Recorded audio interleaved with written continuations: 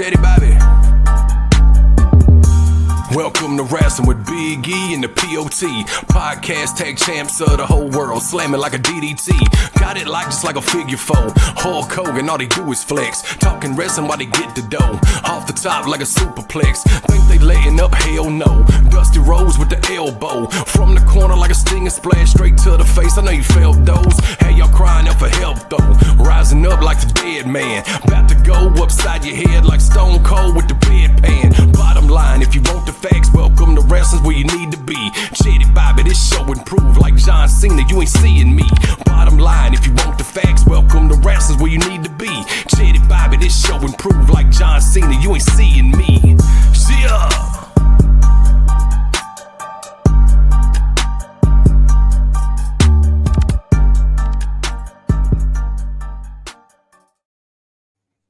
Hey, welcome to Wrestling with them Wrestling Boys.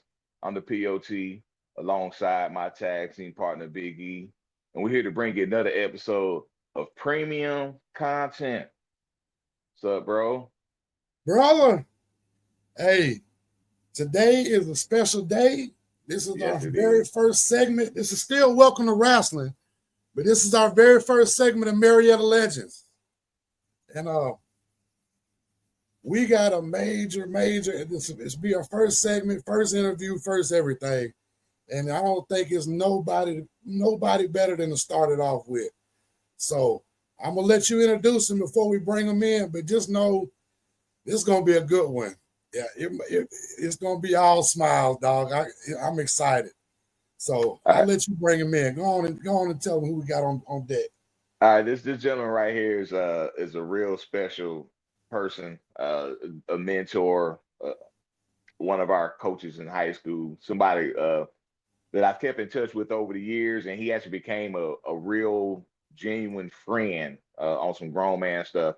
The guy means the world to me, and I will say this right now. I always put Coach Friday in a different tier, different category, but it got a 1A and 1B, but this 1B, Coach Ted Gatewood, he means everything to me, and he's gonna tell his story. Well, yes, sir. Hey, welcome in, Coach. Hey, guys, thank y'all so much, man. This has been following y'all for a little while, man, and so proud of what y'all are doing and what y'all are accomplishing. And Larry, man, to be mentioned in the same breath as Coach Friday, which I hold at 1A always, because he was a great mentor to me as a young coach when I came in at Marietta, to the Marietta family. And that's something that people don't realize and understand what it's all about. But Coach Friday and Coach Wood and Coach Woods and everybody that were there were so gracious and kind to our family when we came there. From the Hunters and to the Smiths and everybody down, welcomed us immensely, and people don't get that. And so thank you for that, because I love Coach Friday. He was such an inspiration to me. I tell you, Coach Friday, and I don't want to get off on this, but I will say this right off the bat. Coach Friday taught me, talk to kids, not at kids. You got to talk to kids, not at kids. Right. And I've carried that all the way through, and I've faltered, but at the same time, I carry that with me. So, anytime you mention Coach Friday now, I got to smile, because there ain't a guy out there that wasn't all about kids. And that's what this is about. Yeah. Yeah. And I've always said, if you hear somebody say, if somebody says something bad about Coach Friday, that means they never know him. Well, right. They need an ass whooping. Right. Sorry. Absolutely. Sorry. Y'all said me, no. So that's what you get. Hey, yeah, that's what we want. So, Coach, we're gonna get. I know we're gonna have a real good conversation. But just go ahead and break down a little bit about where you grew up at, where the love for sports came from where just tell about your little journey through sports from middle school to high school and college? Yeah. Well, I mean, I grew up in Memphis, Tennessee. All right. I grew up in a place called Parkway Village, and I was in the first desegregation of Memphis City schools.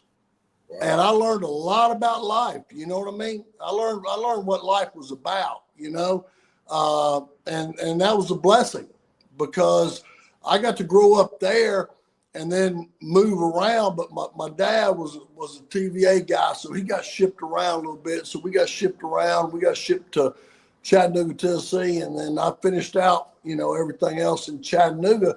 But it was a blessing. My mom's dad was a basketball coach in the Memphis City schools. So, I didn't. My mom was big on sports. My dad played at Arkansas for 1 year until they figured out he couldn't take orders, and then I had to learn how to take orders. So, he ended up coming back home, but raising us. But then I ended up in Chattanooga and went to Red Bank High School, finished up there, and went to Memphis. University of Memphis gave me an opportunity to come play ball there, and it was a blessing to have an opportunity to get an education and learn what life was all about. Yeah.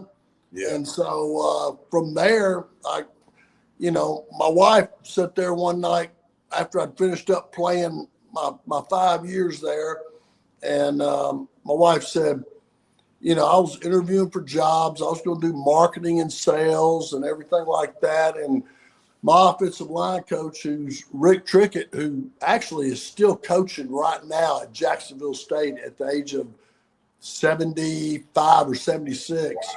Wow. He came by and saw me one time at the athletic office and said, "What are you doing?" I said, "Well, I'm interviewing for jobs." He said, "You want to coach?" And I said, "Yeah, I thought about it." And I went home and talked to my wife, and I'll never forget, I was watching Florida State versus Clemson when Danny Ford was the head coach at Clemson. Right. And Bobby Bowden obviously was the head coach at Florida State. And Bowden ran to Fumblerooski.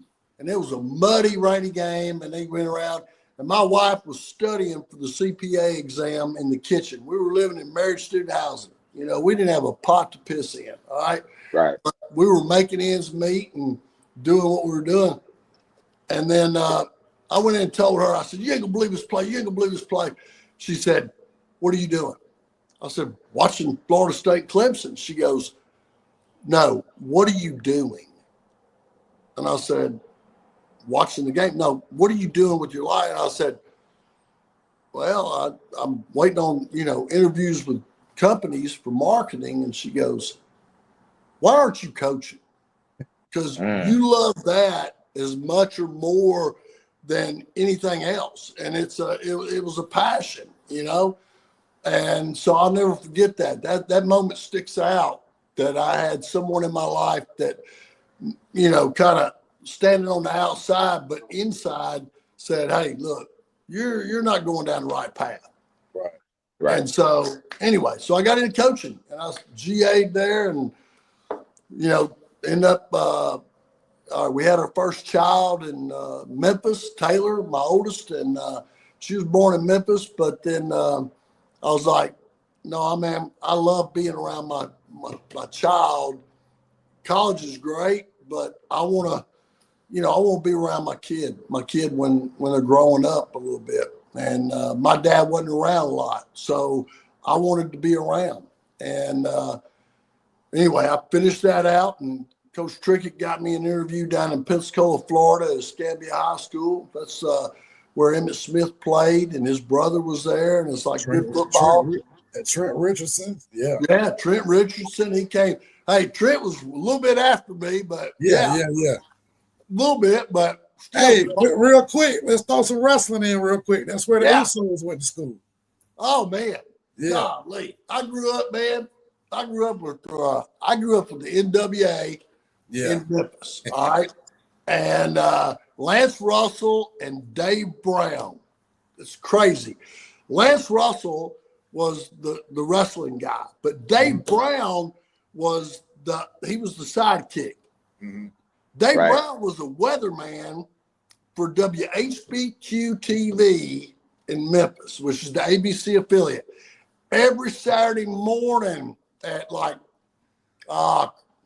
probably about 10 o'clock in the morning, they would have studio wrestling inside a studio at WHBQ in Memphis. Yeah. And I'll never forget, every Saturday morning we'd go watch Jackie Fargo. Yeah. You'd have to watch, and you always wanted his brother, which who knows if they were brothers or not, you know what I'm saying? Right. But claimed to be Roughhouse Fargo. I'll never forget him. He always wore a top hat, you know? And then Tojo Yamamoto. And then Yamamoto. Oh, yeah. Oh, dude, man, we had some dudes there. And then you had, you graduated that. You had the tag team of the interns, which were, the mask guys. Yeah. And it was like every Saturday morning, it was an event. Right. I loved it because they bringing chairs. They were doing all this chair stuff. They were doing chairs fighting into the stands before everybody else was doing that. Right. It was just like 901 wrestling, man. That's awesome. Yeah. So how long was you at Escambia? I was in Escambia 1 year. And then a buddy of mine that I GA'd with was he coached Max Bass was once the head coach at Noonan High School. Okay. And a buddy of mine had worked for Max Bass at Noonan, and he had gone to Jonesboro. And we worked together at Memphis, and I was just like, all right, bringing a new coach in. Dwight Thomas, who's a Hall of Famer. Dwight Thomas was retiring. And I was like a one and done guy. And in Florida and Georgia, here's what people don't understand. In Florida and Georgia, when they hire you as a head football coach, all positions are open. All right. So if you come in and you want to, hey, I need a coach here, here, and here, and I got a guy that fits this role, then you're out. Right. And it's like, okay, it's kind of like accounting. Last in, first out. You right? Right. So yeah. I was last in. And so when that started happening, I started reaching out, kind of looking for jobs, just like to cover myself. And I talked to my buddy Jed Hodges up at Jonesboro High School, and he said, hey, man, he ended up eventually going to Peach County, which is a good program in Georgia. And he said, hey, man, my coach knows Coach Wood at Marietta High School. Marietta High School's got a linebacker's job opening. Can you coach linebackers? I said, yeah, I can coach linebackers. See ball, get ball, right? Right. See ball, get ball, foot read, and downhill, and break face mask. So we got into that, and I sent my resume in to Coach Wood, and this is the funny aspect of it. Coach Wood said, I went up for the interview. He called me for an interview. I was like, wow, I was blown away, man. I was like, because this is a big time program. I knew about Marietta before, or I should say Marietta. I knew about Marietta before it came about. Right. And so, my wife and Taylor, we're living right off of Gulf Shores. Nowhere near that Floribama, thank you. But so I go up for an interview, and I'll never forget this as long as I live. We didn't have cell phones. You know what I'm saying? Right. There wasn't no cell phones, man. You had to be high dollar to have a cell phone. And so we had, pay phones. You dial a quarter and you go, do whatever, and you had to have a number to be able to go a long distance. So I got through with the interview, and my wife, I called her before I left to drive back from Marietta to Pensacola. And she said, how did it go? I said, well, I guess it went all right. She said, well, what happened? She said, well, he said, can you coach linebackers? I said, yes, I can coach linebackers. And she said, what else? What about the teaching spot? And he said, can you teach typing? And I said, yeah, I can teach typing. I can teach typing. I got this. Well, I could tell my wife on the phone, I said, hey, yeah, but they want me to teach typing. She goes, you can't type. I said, I ain't got to be able to type to teach how to type. You just got to be able to read the book. I got to be able to read the book, and I got to know where the home row is and where the fingers go. If I know where the home row, ASDFJK semicolon, thumbs on the space bar, dude, I can type anything I need to type. Right. So, she started laughing. She goes, well, we'll wait and see. And, about a week later, he called me up and said, hey, well, I tell you what was funny. He sent me over to the central office and he had me sit down with assistant superintendent. I can't remember his name. He was a great gentleman. But I finished up the interview there. But I'll never forget driving to that stadium and seeing the stadium with the stone wall around it, surrounded by the neighborhood. Between the rock. The rock, man. And then seeing, the building where we had the weight room at the bottom, and then we had the upstairs meeting room. Right. And it had the mural painted on the side of the wall. And I was like, I called my wife. I said, you ain't gonna believe this. I said, this place is unreal. I said, it's nestled right in a neighborhood, but I mean, it's like, and I drove around the square and I was like, man, this is like, it wasn't Mayberry, but I mean, it was better than Mayberry, you know? Right. Yeah. I mean, it was a hometown type feel.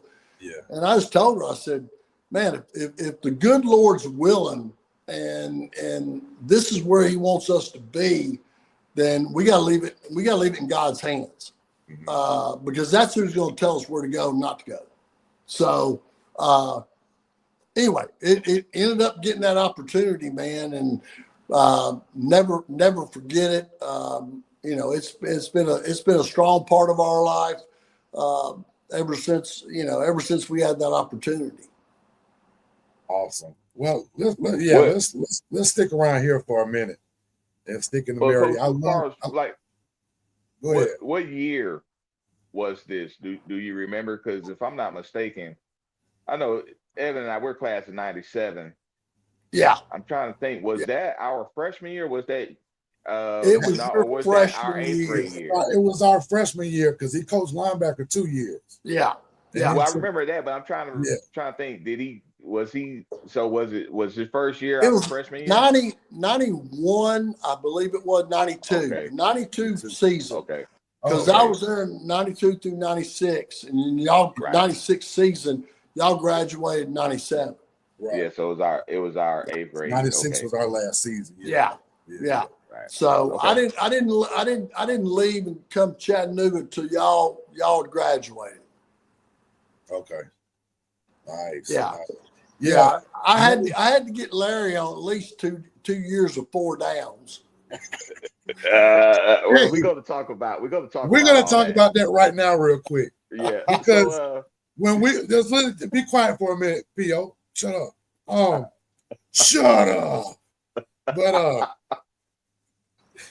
when we was over there doing our individuals on the defensive line, right?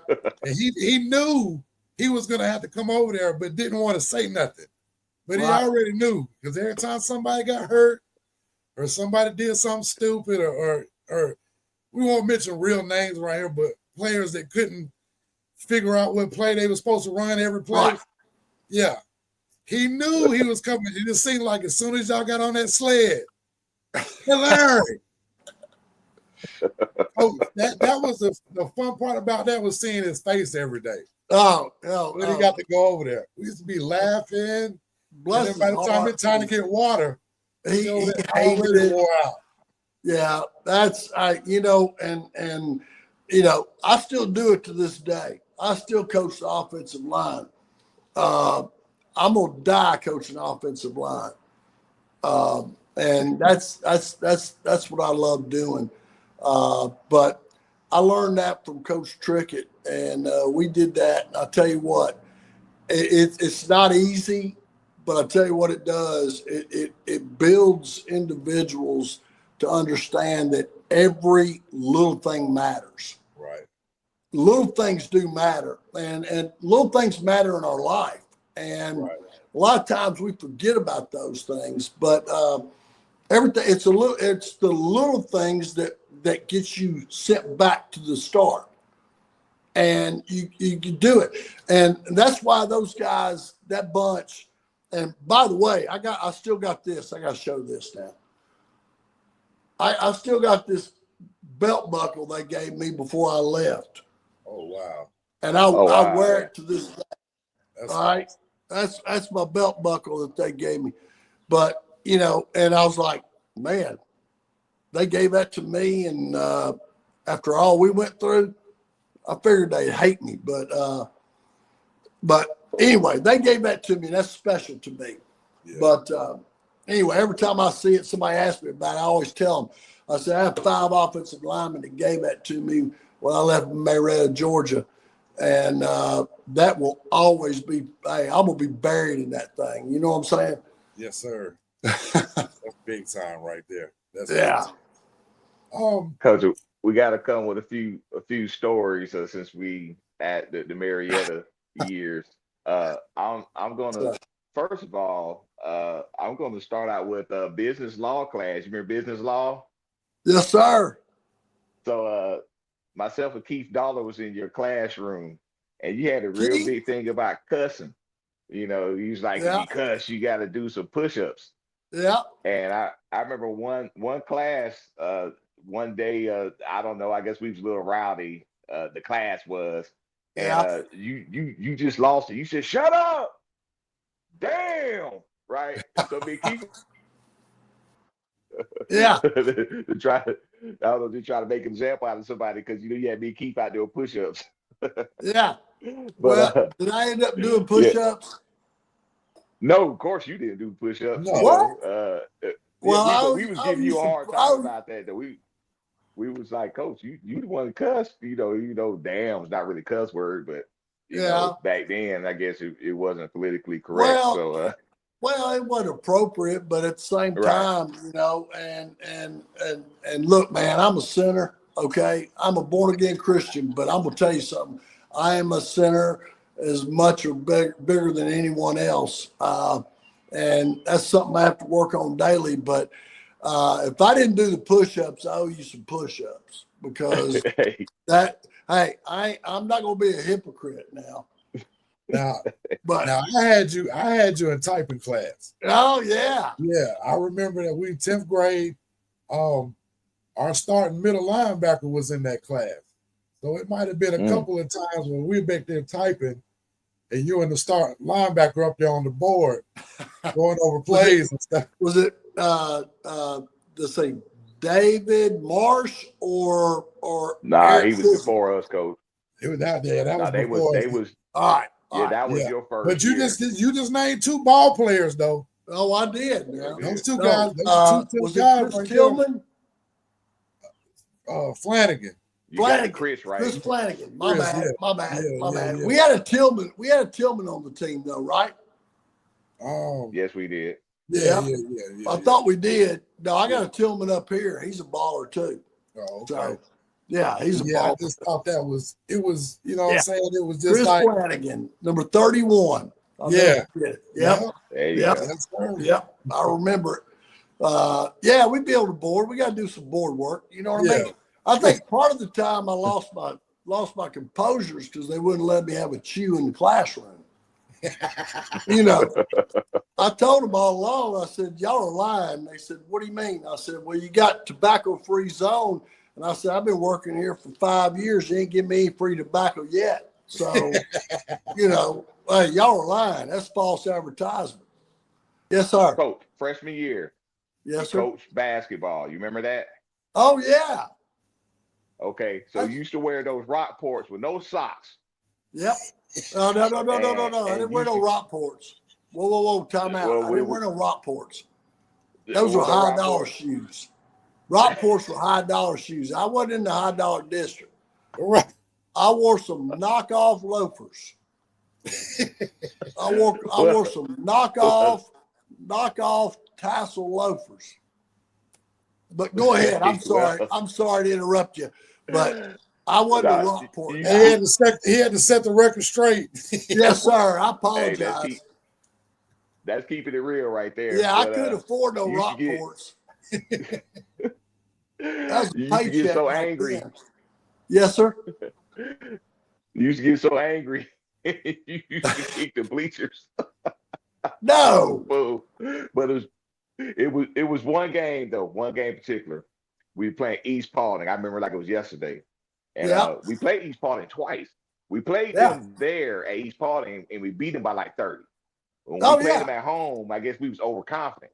Yeah. And, Yeah. and they was giving it to us. Yeah. They was They were giving it to balling. us. So I'm gonna say this name, Jake Sims, still Yes, a great sir. friend of mine. Yes. Love Jake it. inbounded the ball like 3 different times and passed it to the other team, like right under our goal, like 3 Oh, different yeah. times he did this. Oh, they had you- gimmies. They had gimmies. Hey. Yeah. So you was angry, right? Oh, we went at hey, halftime. I'm still pissed. I'm still pissed. No. Hey, what are you doing? Hey, our mentality was we were going to be like Nolan Richardson and the Arkansas Razorbacks because Coach Hood told me, he said, look, I want you to coach them. You got 19 uniforms, and I want you to keep 19 players. Well, I was like, okay, I'm looking for dudes that are going to be physical, and I'm looking for dudes that are going to be able to run and put bodies on people. And we're going to play Nolan Richardson, Arkansas Razorback basketball, and we're going to play 40 minutes of hell. And we are Right. going to play that. And then all of a sudden, we let East Paulding, oh my goodness. I mean, they creep back into it, and I'm like, what are you doing, Jake? Come on, you colorblind? I thought he was colorblind. Hey, well, at halftime, we was in one of those shady locker rooms. Yep. And they had the chalkboard, and Yeah. you asked Jake. You was like, Jake, what was you thinking? And Jake was like, well, Coach, I assumed that he was. I guess whoever the guard was. He's like, I assumed he was gonna go over here. He was like, assume, and you wrote assume on the chalkboard, like assume. So you know what happens when you assume? He was like, you make an ass, and you were like, you're like you. And you underlined to me, and then you threw the chalkboard.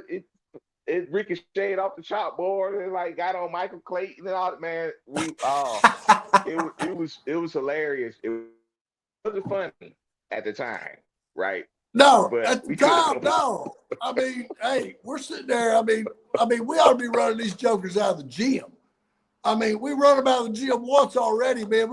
They should have had the bus running when they got there because they had no business on the court with us. I mean, oh no, man. That is everything.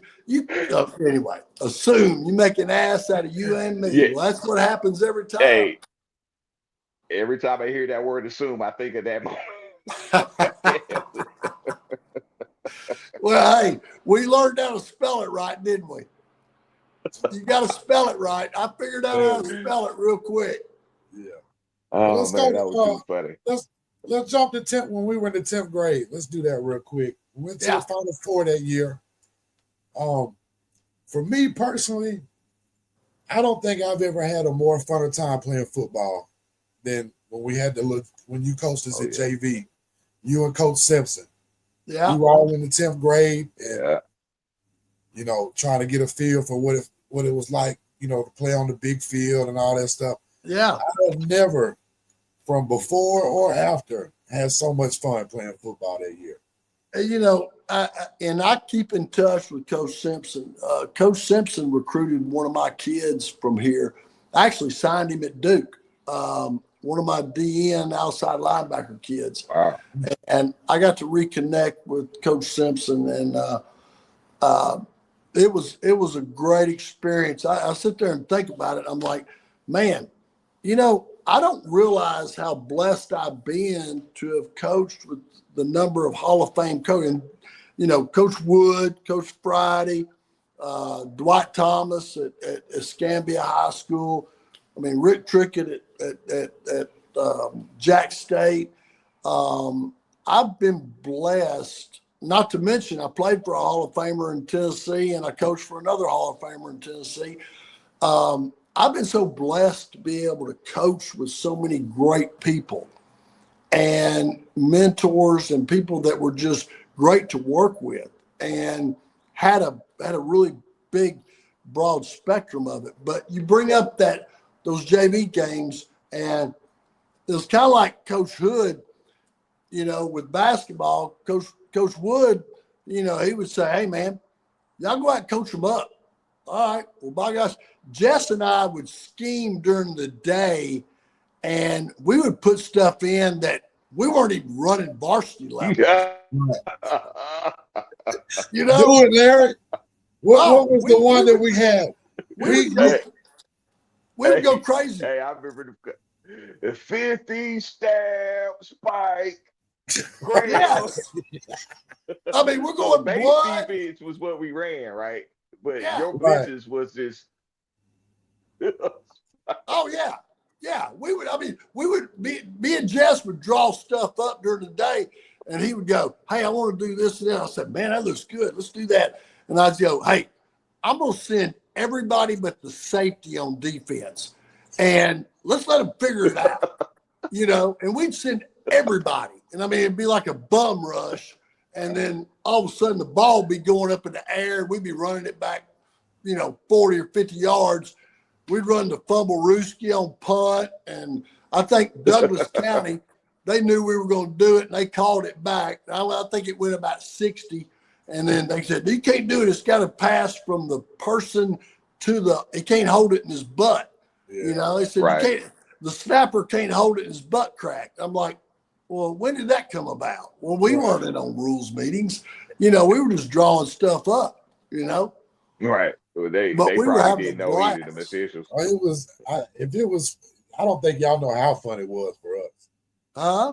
You play scout team the all week practicing and stuff, and then get to let your frustrations out on Thursdays. But it was so much fun.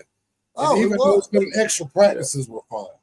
Well, and that's the thing about it. That's what made us better than everybody else, was the fact that, all right, when you finish 10 weeks, every week you got to go further. That's like an extension of the season, but an extension into spring practice. Right. Absolutely. That's more development. So when you go to the semifinals or the finals, you've gotten 4 to 5 weeks extra work with cats that may not in week 7 or 8, they're not ready yet, but they start evolving, and then boom, they're garnishing some time somewhere, spelling somebody maybe in a special teams position. We got to get this guy off the field on special teams. Let's plug this kid in because he's got an opportunity to develop. And so that's what makes the playoffs so special. Right. Absolutely. Right there. Yeah. I think, you talked about sophomore year. And I remember this one time, I definitely have to tell this story. Shout out Keith Dollar, who's a listener. Silver Dollar. It was one day after school, and it wasn't football season. It wasn't spring. And I don't know what was the occasion, but me and Keith, we was out. We were just by the stadium, and we heard somebody in the weight room like, "Oh, oh, oh." We was like, "Who the heck is that?" So we peeked in the door, and it was you in there, and you had the straight bar. You curling some 45. So we try to do the Homer Simpson. We try to fade through the bushes. We try to like slowly close the door, but had that mirror right there, so you saw it. You was like, "Where y'all going?" And we was like, oh man. So you made us finish that workout with you. We'll never forget that. Like we was Oh, that was awful. Fun. Yeah, that was back when I could move a little Awful, bit of weight. That's that's Man. that old days, you know. Yeah, I remember we try that. to Yeah, we try to you speak out of mentioned that. that, and you bring it up. I'm like, hey man, I need a workout partner. Come on in. You know, I'm in there by myself. Let me help me out a little bit. I need a break. But Where are y'all going? well, I you think, know, it was kind of lonely in there. You know, you gotta have somebody to work out with. So yeah. that's Yeah, we awesome. worked out with you. Yeah. I want to tell you one thing that I picked up on about you in school when I was there when you were coaching us, and I think I've tried to do the same thing the 7 years I coach high school football, and even with my kids. Yeah. And when I mean with my kids, I mean at home. That I've seen you chew ass like it was nothing, but every time, every time it was automatic that you would be right back around, real calm. This is what we got to do. You can do this. It was always, you Right. never tore nobody down and left them there laying. You chewed ass when you had to and built them right back up. And like I said, I know deep down in my heart, I learned that from you. And that's one of the things I really appreciate. And I try to do, like I say, I try to do it, even coaching the little league baseball and stuff. But Right. even with my kids at home, when I got to get on to them, when it's Right. you got to give them, when you spank them, you got to do it. You got to come back around and build Yeah. it back. Well, You and that means a lot. And you know, I never thought of it. I never thought of it as doing that. I just thought that's the way you should treat people. Right. Hold people, natural. It was just hold natural. people accountable. Yeah, you got to be accountable. We're all accountable for everything we do, and in the end, that's why I tell our kids right now, we're going to be accountable for our actions. And then when Judgment Day comes and the good Lord comes back and says, "Here's your life," Right. you're going to be accountable, and eternity's forever. So you know, when you mention that, it goes back to talk to kids, not at kids, but at the same time, I learned from a gentleman that I worked for. I was blessed to work for. His name is Joe Lee Dunn, and he's another, you know, he was a college coach, and he said, Defense coordinator. yeah, defensive coordinator, extraordinaire. And Joe Lee Dunn said, you know, here's the bottom line's this: coach them up hard, but love them up equally. Mm. And if you'll coach them hard, it's okay. But if you don't love them up equally, the coaching hard is not going to come back. Right. You lose them. And so, I don't know. I mean, I've changed a lot over the years. And, you know, some people, y'all probably come to one of my practices and think I'm being mellow, but it's times have changed. Kids have changed. Oh, yeah. You have to You adapt. know? And so you got to adapt. And if you don't adapt, you're going to be, you know, you're going to be either cast out, you know, to the field, or, I mean, you're going to be sued. And you don't want no part of that. You know what I mean? Right. You got to change with the You don't times. want that. But I don't want to do that. You know, I mean, these kids, we don't know what they go home. Well, we do. At our place, we do. We know what they go home to. And we're a Title I school. We feed breakfast and lunch every day to our kids. And I know that our kids, sometimes some of our kids don't go home to a good situation. So we've got to be a situation for them. Right. We've got to be somewhere they feel safe and they can feel like, you know, we care about them and love them.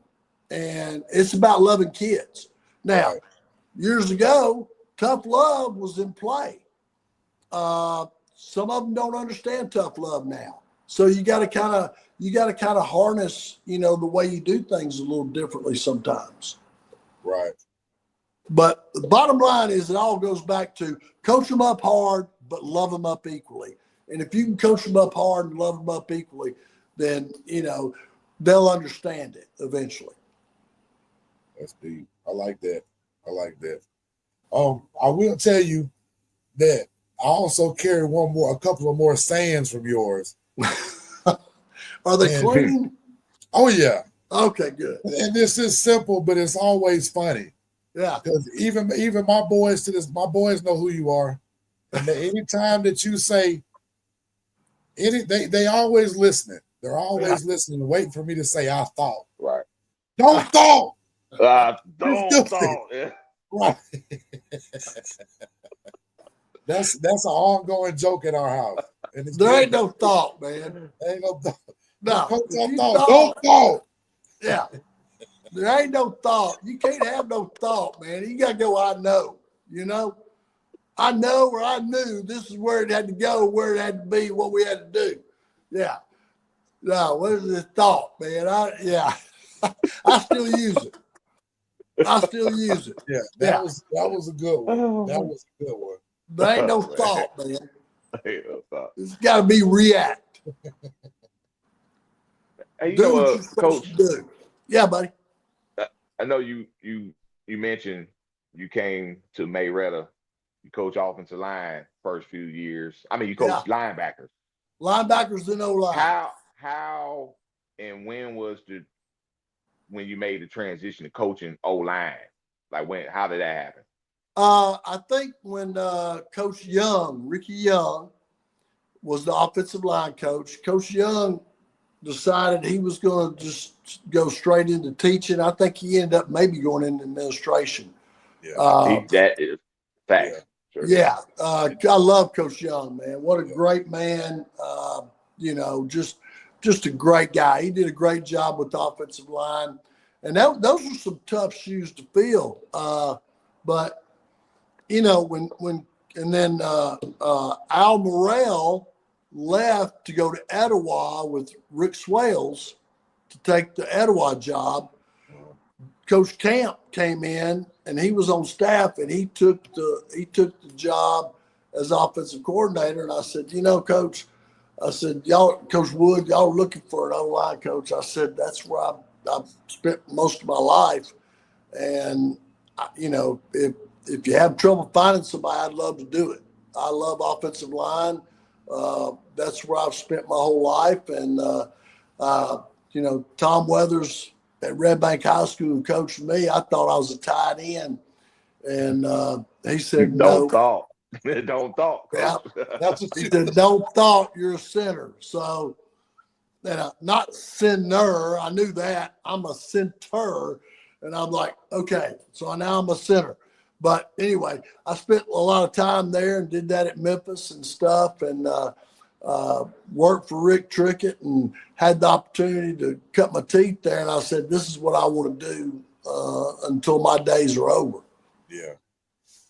Now, because I believe our freshman year, you were coaching linebackers because Coach Connor was there for 1 year. Yes. And then when we went to the Final Four the next year is when you coached for the first time. Yes. Yeah. Remember that. And you didn't have, let's be real. You didn't have a lot of weight and height to work with. Well, I'll tell you what we had. We had some dogs. Yeah. We had some dudes. Fighters. We had a small center. What was his name? Jeremy Schmidt was that Jeremy Schmidt. Is he the one that drove that Mustang Celine?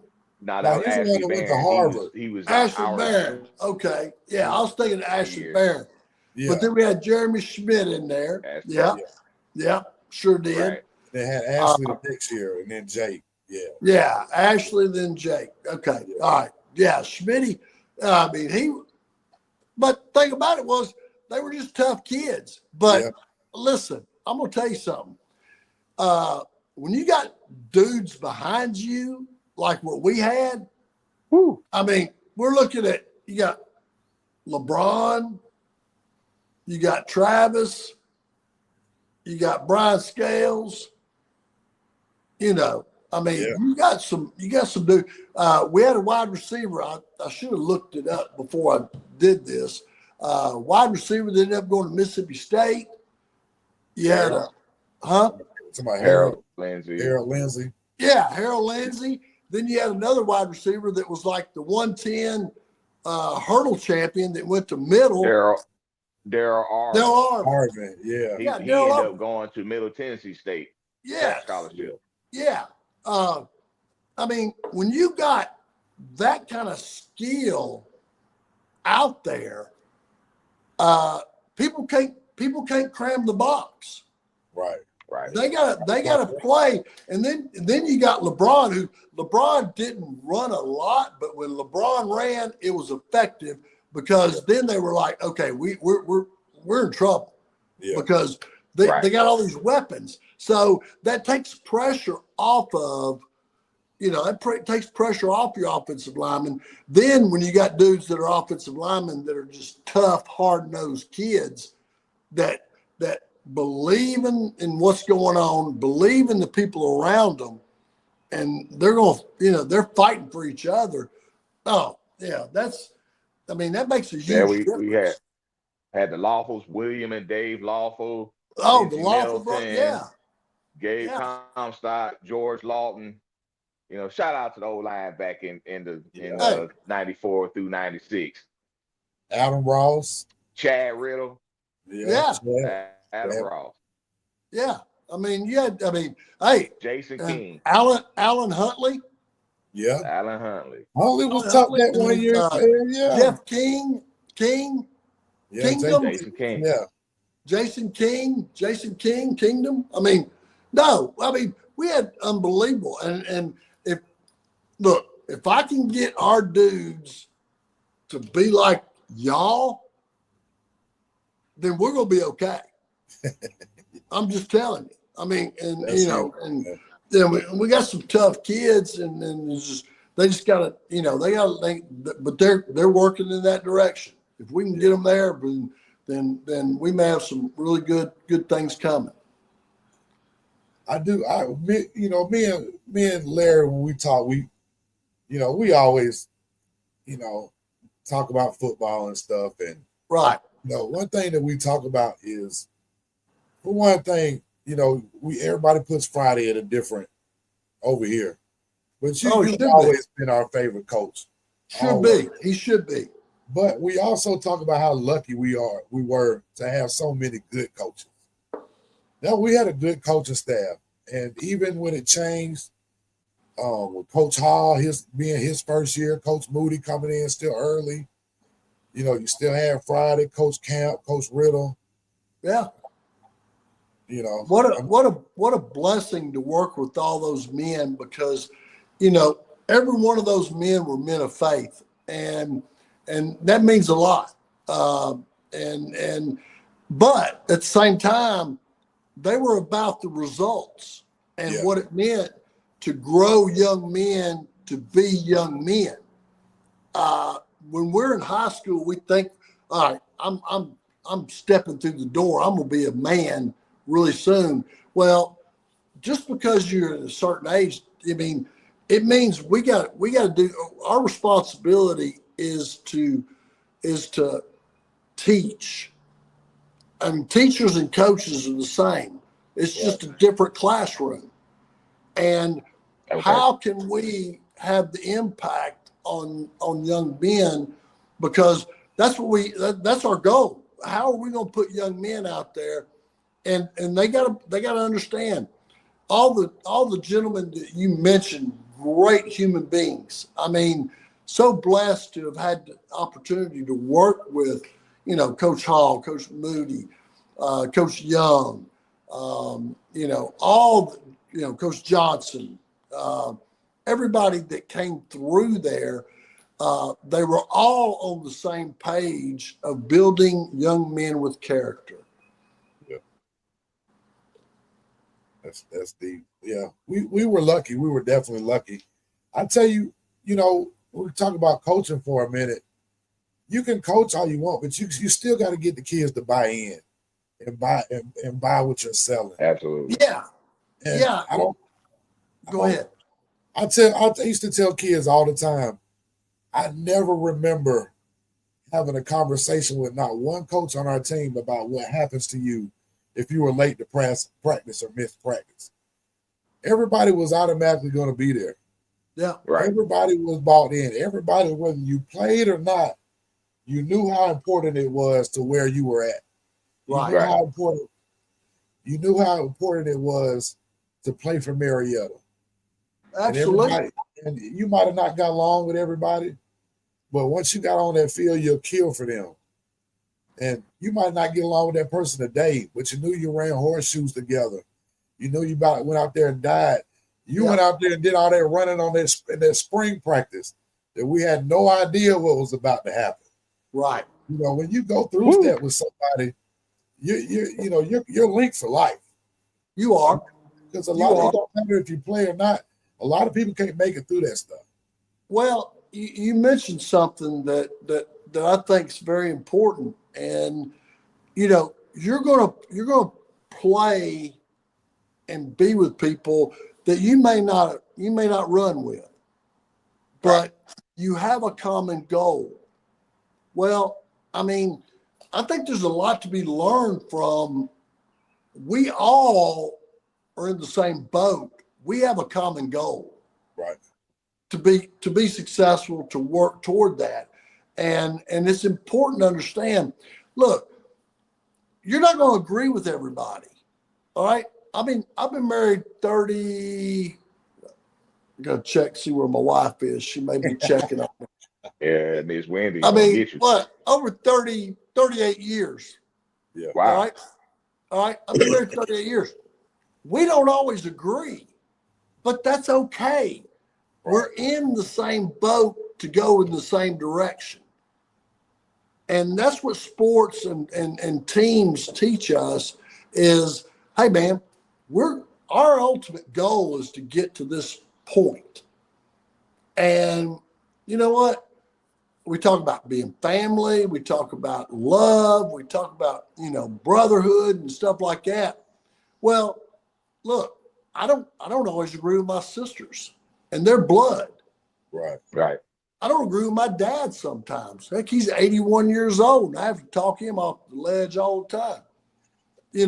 We may not agree with each other, but I still love you, So when you have a desired outcome that you want to achieve, that's when we all got to get on the same page.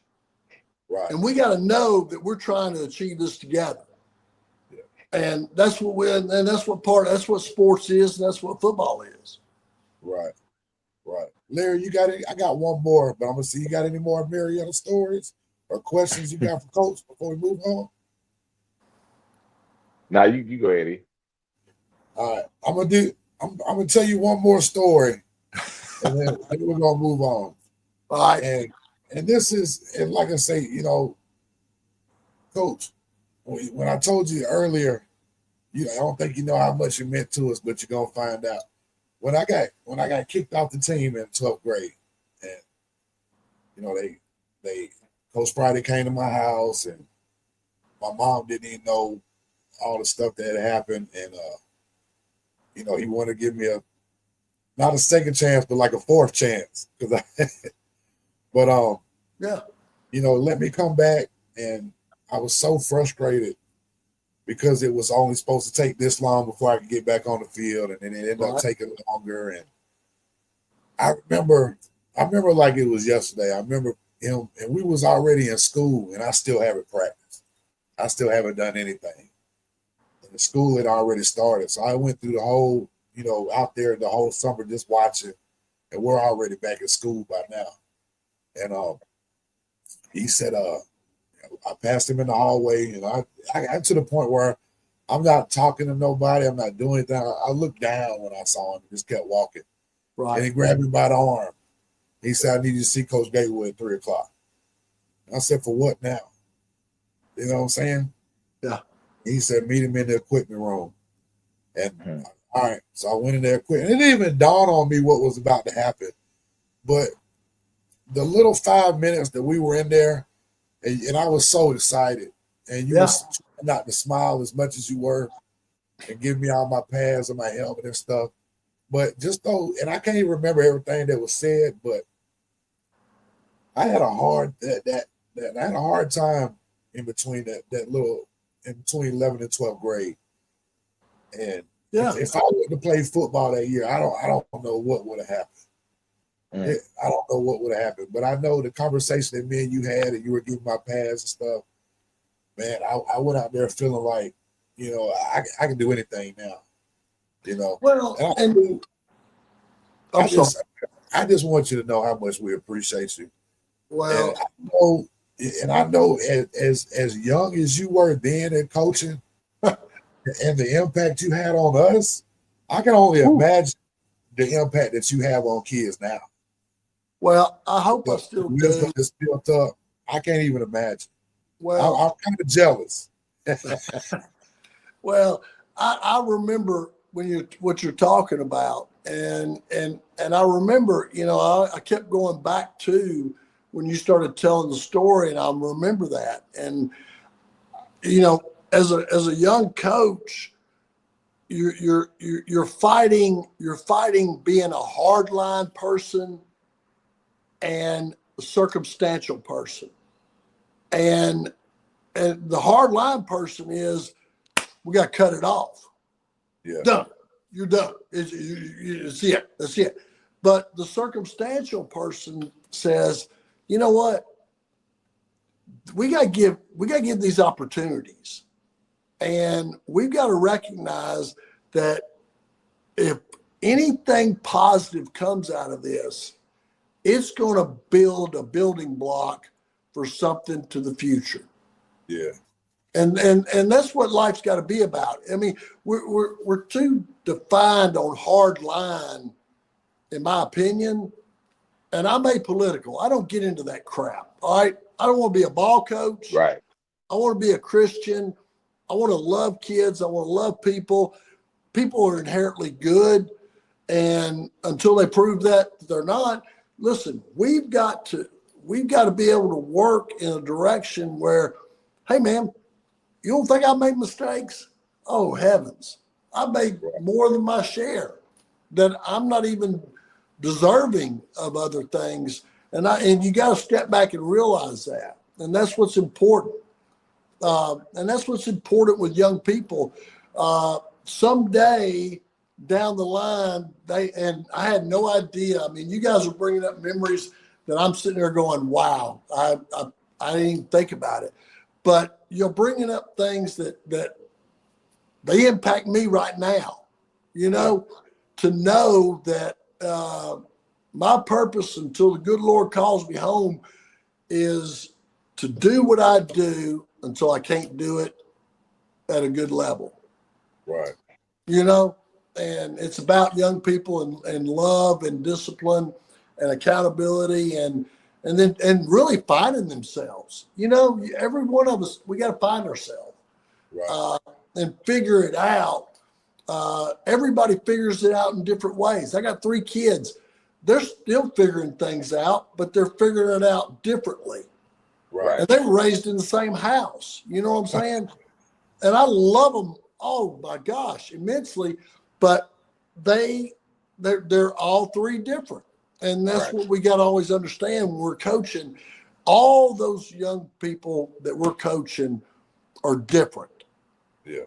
And you got to recognize that. Because if you think they're all cookie cutter and they're all coming from the same mold, they're not. Right.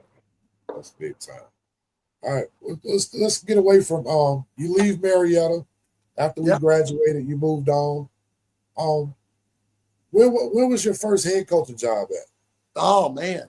1997. 1997 was Ooltewah High School. So as soon as you left us, you went and became a head coach. You know what? Here's a funny story about that. I applied for the job and I sent a resume in. I'm like, I think I'm ready. And I was young. I was a young buck. And I'd learned a bunch from a lot of really good coaches. And I applied for the Ooltewah High School job. Well, let me tell you something. Jobs ain't open if they're good. Yeah. Right. Okay. Jobs that are open are not good jobs. times. Right. And it is what it is, but that's part of it. But, you know, being full of piss and vinegar, and I learned from Dexter Wood and all these, you know, Coach Friday, and, you know, we're going to take the be somebody philosophy to somewhere else and try to grow it and do something with it. And so I applied for the job and sent my resume in. They sent me a phone call back. We didn't have email and all that crap back then. Right. So we talked to people. You know what I mean? Right. We talked to Right. each other, you know? So they called me on the phone and said, well, you got an interview. I said, okay. Well, up until 2 days before that interview, I tried to back out. Wow. I tried to back out for 2 straight days. I tried to call the school and the phone was busy. Wow. I called my wife at work, who worked over in Buckhead as an accounting firm, and I said, hey man, Wendy, I'm trying to call and I can't cancel this interview. She goes, well, let me try. And I told her it was busy the whole time. She goes, I'm trying to call too. I can't get through. I can't get through. The phone's busy. The phone's busy. The phone's busy.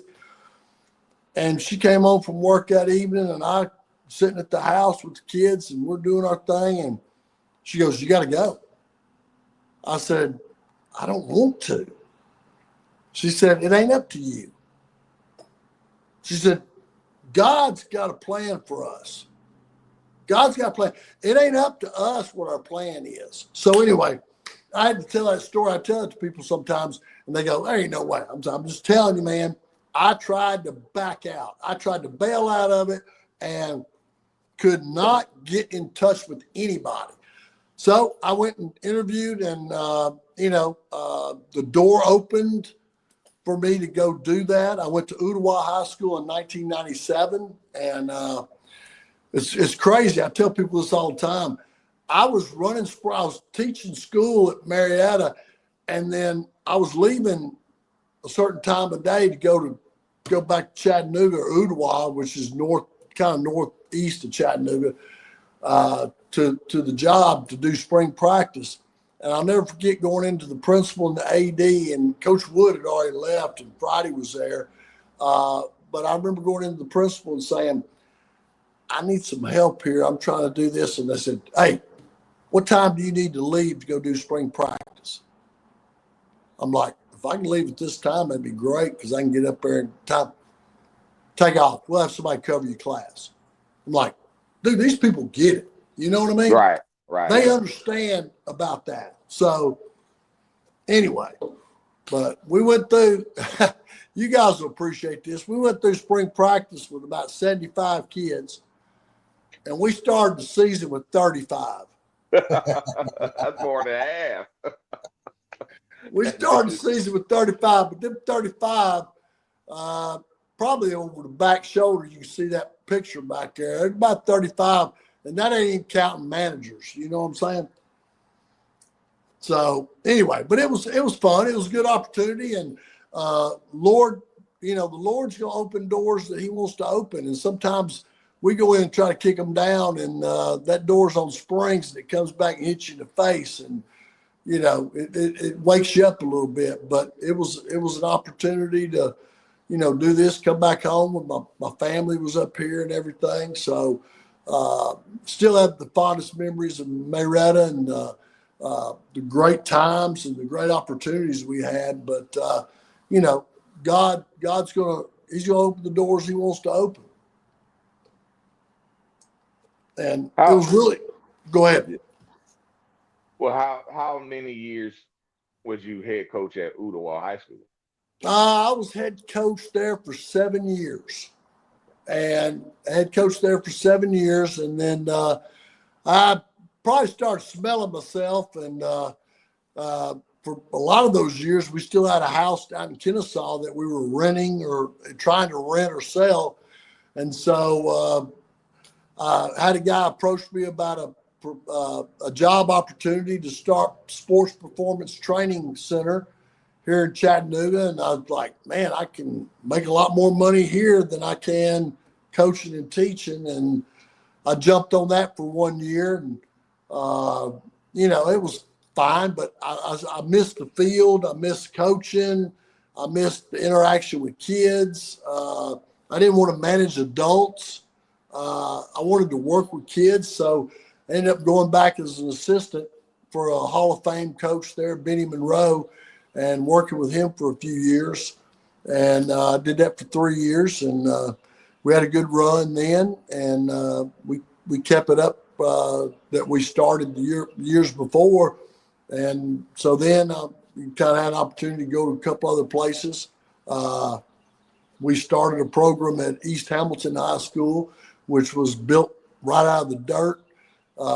Started from ground up, 9th grade through 11th graders. And man, you talk about taking it on the chin. We started a varsity season right off the bat.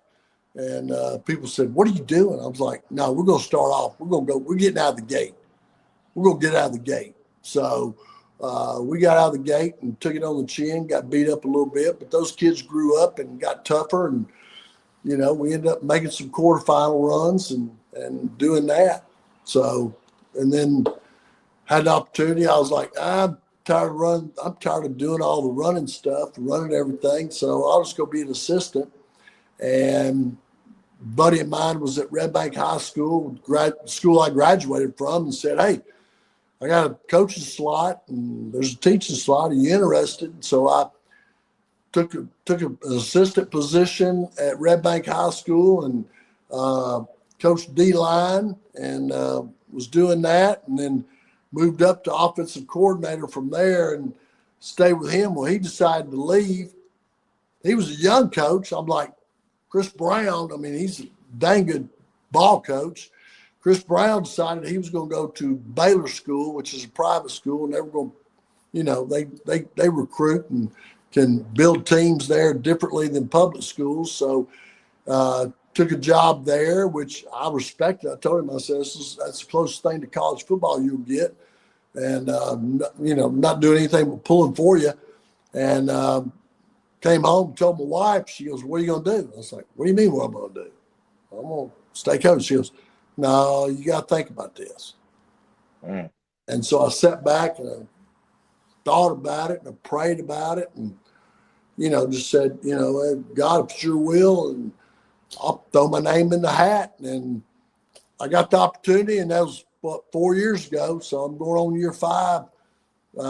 Coached as assistant there too. And then we're going into 25. So that's where I'm at, man. It's the last stop before the bus stop, because this is the one I'm dropping.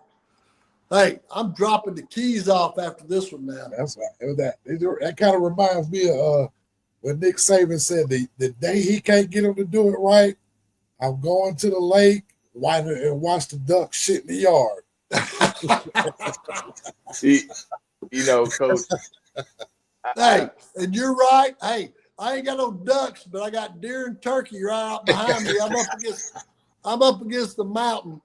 Right. I'm up against the mountain, so I got all kinds of turkey and deer up here behind me. I watch them take dumps out there and be fine. Coach, first of all, Miss Wendy always been nice to me.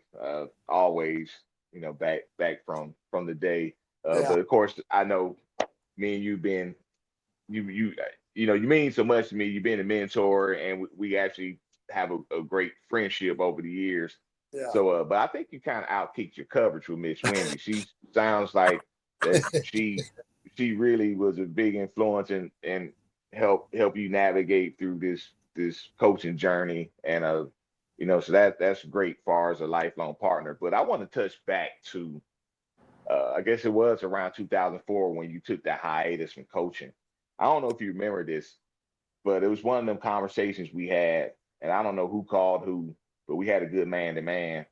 And I remember you told me that you kind of got burnt out and you was taking a break from coaching. You wasn't sure if you were going to get back into it. Right. And that I remember that conversation. I don't know if you quite remember it, but you kind of asked my opinion. Yeah. And that was kind of like maybe one of the first times I really told you how I felt and Yeah. what you meant to me as a coach and as a person. Yep. And I just think about it now, the influence you had on just our generation. You think of Jake Sims, Adam Ross, Jason King, hell, even Big E said it tonight. Those are four guys from our team Yeah. that became coaches Yeah. primarily because of you and the influence you had on us. Yeah. And we love you for it, man. That's why we really wanted to do this. We wanted you to tell your story. Yeah. Because Well, they don't make everybody like you.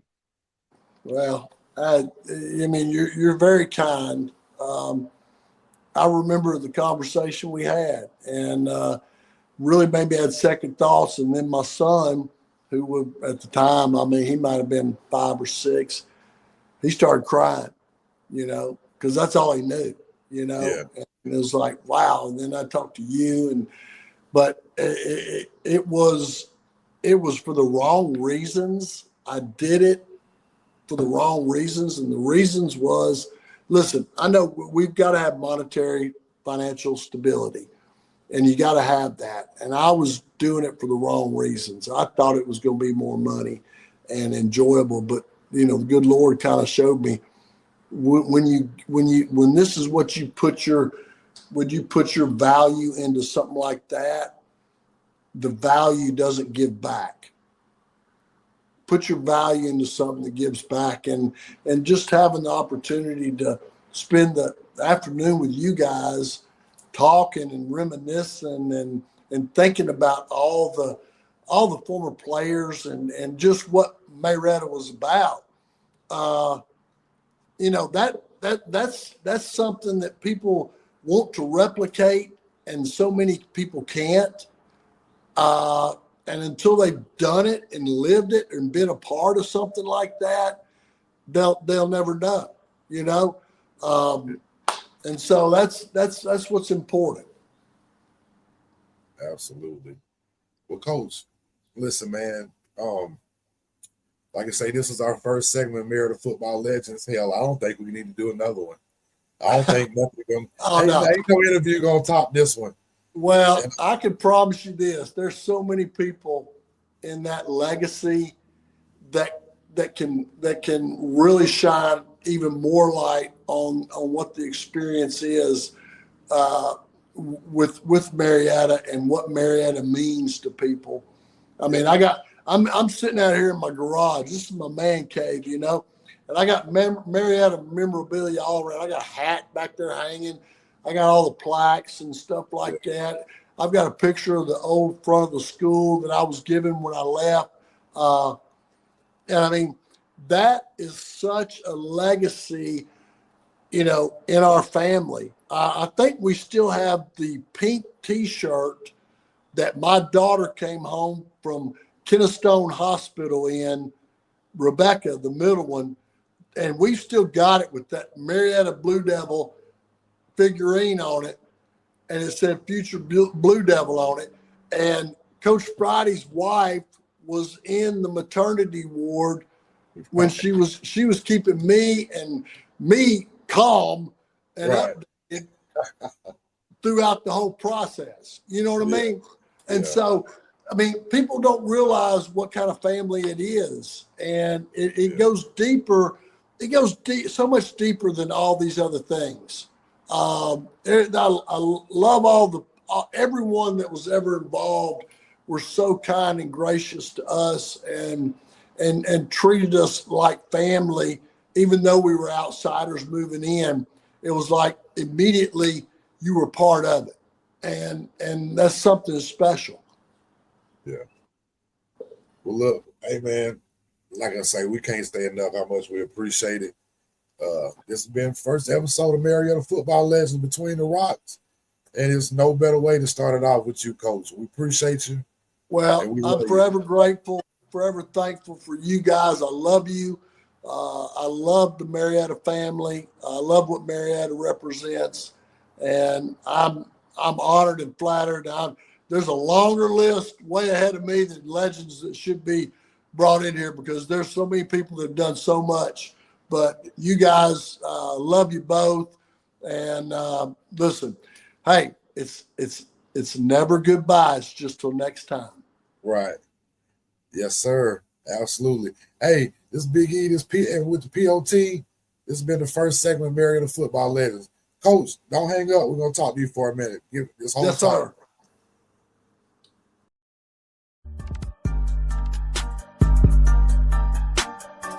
Welcome to wrestling, Chetty Bobby. Welcome to Wrestling with Big E and the POT. Podcast tag champs of the whole world, slamming like a DDT. Got it like just like a figure four. Hulk Hogan, all they do is flex. Talking wrestling while they get the dough. Off the top like a superplex. Think they letting up? Hell no. Dusty Rose with the elbow. From the corner like a stinging splash. Straight to the face, I know you felt those. Hey, y'all crying out for help though. Rising up like the dead man. About to go upside your head like Stone Cold with the bedpan. Bottom line, if you want the facts, welcome to wrestling's where you need to be. Chetty Bobby, this show improved like John Cena, you ain't seeing me. Bottom line, if you want the facts, welcome to wrestling's where you need to be. Chetty Bobby, this show improved like John Cena, you ain't seeing me. Yeah.